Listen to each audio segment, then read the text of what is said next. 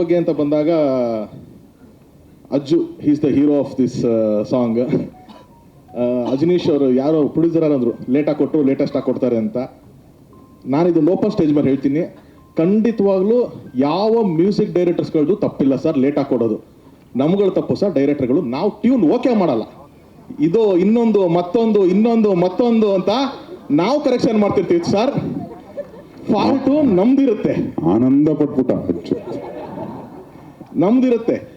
ಅವ್ರೊಂದು singer ಆಡ್ಸಿದ್ರೆ sir ಇದು okay voice ಇನ್ನೊಂಚೂರು ಏನಾದರೂ ಬೇರೆ ಹೌದಾ ಸರ್, ಅವರು ಹಗಲು ರಾತ್ರಿ ಕಷ್ಟಪಟ್ಟು ನಾನು ಎಲ್ಲ ಮ್ಯೂಸಿಕ್ ಡೈರೆಕ್ಟರ್ಗಳ ಜೊತೆ ವರ್ಕ್ ಮಾಡಿದ್ದೀನಿ. ಸೊ ನಾನು ಅವ್ರ ಪರವಾಗಿ ಹೇಳ್ತೀನಿ, ಸಾಂಗ್ ಸರ್ ನಾವು ನಿಮ್ಮ ಹತ್ರ ಬಂದಾಗ ಪ್ರೊಡ್ಯೂಸರ್ ಹತ್ರ ಬಂದಾಗ ಸರ್ ಮ್ಯೂಸಿಕ್ ಡೈರೆಕ್ಟರ್ ಕೊಡ್ತಾ ಇಲ್ಲ ಸರ್ ಸಾಂಗ್ ಅಂತ ಹೇಳಿರ್ತೀವಿ, ನಮ್ಮದು ಇರುತ್ತೆ ಸರ್ ಅಲ್ಲಿ ಎಫರ್ಟು.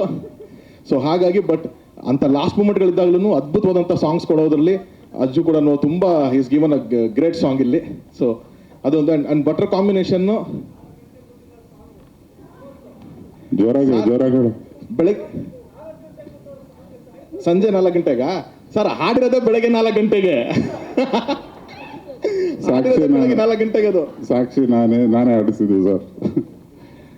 ದಯವಿಟ್ಟು ಕ್ಷಮಿಸಿ, ಈ ಥರ ತುಂಬಾ ವರ್ಷದಿಂದ ಈ ಬಾರನ್ನ ಎತ್ಕೊಂಡಿದ್ದೆ ಮನಸ್ಸಲ್ಲಿ. ನನ್ನ ಪರವಾಗಿ ಧ್ವನಿ ಎತ್ತಿದ್ದಕ್ಕೆ ಏಕೈಕ ಬ್ಯಾಚುಲರ್ ಬೇರೆ ನಾನು. So I was left alone there. So I am so happy sir, thank you for telling this. ನೀವು ನಿಜವಾಗ್ಲೂ ನಾನು ಮರೆಯೋದಿಲ್ಲ ಇದನ್ನ. ಯಾವ ಫಂಕ್ಷನ್ಗೆ ಹೋದ್ರು ಅಜ್ಜು ಸರ್ ಲೇಟಾಗಿ ಕೊಡ್ತಾರೆ, ಆದ್ರೆ ಲೇಟೆಸ್ಟ್ ಆಗಿ ಕೊಡ್ತಾರೆ ಅಂತ ಕೇಳಿ ಯಾರಾದ್ರೂ ಒಬ್ಬ ನನ್ನ ಪರವಾಗಿ ಮಾತಾಡಲ್ವಾ ಅಂತ ಕಾಯ್ತಾ ಇದ್ದೆ. So thank you sir. ಈಗ ಅವನೊಂದು ಮಾತಿನ ಮಧ್ಯೆ ಬ್ಯಾಚುಲರ್ ಅಂದ, ವೇದಿಕೆ ಬೇರೆ ಹತ್ತಿದ್ದಾನೆ, ಇಷ್ಟೊಂದು ಜನ ದಂಪತಿಗಳಿದ್ದೀವಿ, ವಿಜಯ್ ಇದ್ದಾನೆ, ನಾನಿದ್ದಾನೆ. ಇರಪ್ಪ ಬಾರಪ್ಪ ಇಲ್ಲಿ ವಿಜಯ್ ನೋಡ್ಗುರು ನಿಂತ್ಕೋ ಗುರು ರಾಗುರು. 1.5 ವರ್ಷದಿಂದ ನಾನು ತರುಣಿಗೆ ಒಂದು ಪುಟ್ಟ ಜ್ವರ ಬಂದು ಹಾಸ್ಪಿಟ್ಲಲ್ಲಿ ಇದ್ದಾಗ ಒಂದು ಮಾತು ಹೇಳಿದ್ದೆ, ಮದುವೆ ಮಾಡ್ಕೊಂಡ್ಬಿಡು, ಇವು ಜ್ವರಗಳು ಮತ್ತೊಂದು ಮಗದೊಂದು ಇದು ಎಲ್ಲದಕ್ಕೂ ಮದ್ದದೆ, ನೀನು ತುಂಬ ಲೇಟ್ ಮಾಡಿದ್ರೆ ಸ್ವಾತಿ ಮುತ್ತೆಲ್ಲ ಒಣಗಿ ಪೌಡ್ರ್ ಆಗ್ಬಿಡ್ತಾವ ಗುರು. ಅದನ್ನ ತುಂಬ ಸೀರಿಯಸ್ ಆಗಿ ತಗೊಂಡು ಅವನು ಮದುವೆ ಆಗಿದ್ದಾನೆ. ಇದನ್ನ ನಾನು ಹೇಳಿದ್ದೇನೆ ಕರೆಕ್ಟಾಗಿ ಹೇಳು. ಅದನ್ನ ಲಿರಿಕ್ ಮಾಡೋದಕ್ಕೂ ಪ್ರಯತ್ನ ಪಟ್ವಿ. ಒಪ್ಕೊಂಡಂತ ಹುಡುಗಿ ದಂಪತಿಗೆ ಸುಮಾರು ಜನ ಮದುವೆಗೆ ಬಂದಿಲ್ಲ, ಎಲ್ಲ ನೀನು ಶುಭಾಶಯ ಕಣ.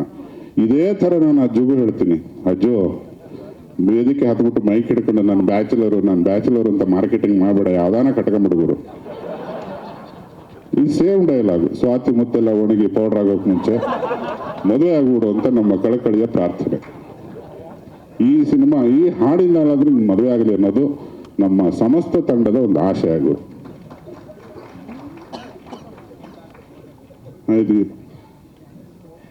ಓಕೆ, ಇಂಟರ್ವಲ್ ಆದ್ಮೇಲೆ ಮತ್ತೆ ನಮ್ಮ ಸೆಕೆಂಡ್ ಹಾಫು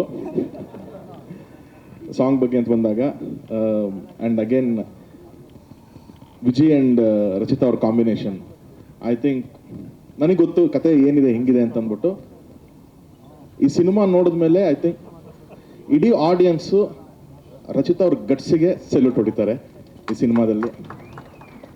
ಯಾಕಂತಂದರೆ ಹೀರೋಗಳು, ಅದರಲ್ಲೂ ಮಾಸ್ ಹೀರೋಗಳು ಒಂಚೂರು ವೈಟ್ ಗಡ್ಡ ಬಿಟ್ಟರು, ವೈಟ್ ಒಂಚೂರು ಹೇರ್ ಮಾಡ್ಕೊಂಡ್ರೆ ಮಾಸಾಗಿ ಕಾಣಿಸ್ತಾರೆ ಅಂತ ನಾವು ಡೈರೆಕ್ಟರ್ ಪಾಯಿಂಟ್ ಆಫ್ ವ್ಯೂ. ಅದೇ ಹೀರೋಯಿನ್ಗಳಿಗೆ ಒಂಚೂರು ನಾವು ವೈಟ್ ಹಾಕಿದ್ರೂ ತುಂಬ ಭಯ ಇರುತ್ತೆ, ಏನಪ್ಪ ಹೆಂಗೆ ಅಂದರೆ ಏಜ್ ಥರ ಕಾಣಿಸ್ತಾರ ಅಂತ ಅಂದ್ಬಿಟ್ಟು. ಅಂಥದ್ದು ಇವತ್ತು ಅವ್ರು ಪೀಕಲ್ಲಿ ಇರ್ಬೇಕಾದ್ರೆ Kannada industry one of the top actress ಆಗಿದ್ದಾಗ ಕೂಡ ನಾನು ಈ ಥರ ಒಂದು ರೋಲ್ ಒಪ್ಕೊಂಡಿರೋದಕ್ಕೆ ಡಬಲ್ ಗುಂಡಿಗೆ ಬೇಕು ರಚಿತಾ. ಸೊ ನಿಜವಾಗ್ಲೂ ನ್ಯಾಯ ಒದಗಿಸ್ತಾರೆ ಅವರು ಕೂಡ. ಆ್ಯಂಡ್ ಒಂದು ಅದ್ಭುತವಾದಂಥ ಟೀಮ್ ಕಟ್ಕೊಂಡಿದ್ದಾರೆ ಜಡೇಶು, ಕ್ಯಾಮ್ರಾಮನ್ ಸ್ವಾಮಿ ಆಗಿರ್ಬೋದು, ಪ್ರಕಾಶ್, ಇವನ್ ಕೋರಿಯೋಗ್ರಫಿ ಭೂಷಣ್ ಮಾಡಿರೋದು, ಇದು ಕೋರಿಯೋಗ್ರಫಿ ಭೂಷಣ್ ಮಾಡಿದ್ದಾರೆ. ಅಂದರೆ ಒಂದು ತುಂಬ ಹಸಿವಿರುವಂಥ ಒಂದು ಟೀಮು ಜಡೇಶ್ ಜೊತೆಗೆ. ಜಡೇಶೇ ಅಷ್ಟೇ 24 hours. ನನಗೆ ಬೇರೆ ಸ್ಟೇಜ್ಗಳಲ್ಲಿ ತುಂಬ ಜನ ನನ್ನ ಬಗ್ಗೆ ಹೇಳಿದ್ದಾರೆ, ತರುಣ್ ಕೆಲಸ ಅಂತಿರ್ತಾನೆ ಅಂತ. ಅದೇ ಥರ ನಾನು ನೋಡಿದ್ದು ಇನ್ನೊಂದು ವ್ಯಕ್ತಿ ಅಂತಂದರೆ ಅದು ಜಡೇಶ್. 24/7 ಸಿನಿಮಾ ಅಂತಲೇ ಅವನು ಹೋರಾಟ ನಡೀತಾ ಇರುತ್ತೆ. ಈ ಸಿನಿಮಾಗೂ ಅಷ್ಟೇ ಅವ್ನು ಫಸ್ಟಿಂದನೂ ಒಂದು ಹೋರಾಟ ಥರನೇ ಈ ಸಿನಿಮಾ ಮಾಡ್ಕೊಂಡು ಬಂದಿದ್ದಾನೆ. ಪ್ರೊಡ್ಯೂಸರ್ ಸರ್ ಎಲ್ಲಿದ್ದೀರಾ ಸರ್? ಸಾರಥಿ ಆದಮೇಲೆ ಗ್ಯಾಪ್ ಆದಮೇಲೆ ಮತ್ತೆ ಫಿಲಮ್ ಮಾಡ್ತಿದ್ದೀರಾ ಸರ್? ಅವತ್ತು ಒಂದು ಹೋರಾಟ ಮಾಡಿ ಒಂದು ಇಂಡಸ್ಟ್ರಿಗೆ ಒಂದು ದೊಡ್ಡ ಹಿಟ್ ಕೊಟ್ಟಿದ್ದೀರಾ. ಇದು ಒಂದು ಹೋರಾಟನೇ ಸರ್, ಇದು ಇನ್ನೊಂದು ಇಂಡಸ್ಟ್ರಿ ಹಿಟ್ ಆಗುತ್ತೆ ಸರ್. ಧೈರ್ಯವಾಗಿರಿ, ನೀವು ಧೈರ್ಯವಾಗಿರ್ಬೇಕು ಅಷ್ಟೇ. ಸೊ ಒಂದು ಅದ್ಭುತವಾದಂಥ ಡೇಟ್ January 23rd ಬರ್ತಾ ಇದೆ ಸಿನಿಮಾ. ಸೊ ಒಳ್ಳೇದಾಗಲಿ ಸಿನಿಮಾಗೆ, ಇಡೀ ತಂಡಕ್ಕೆ ಒಳ್ಳೇದಾಗಲಿ. Thank you.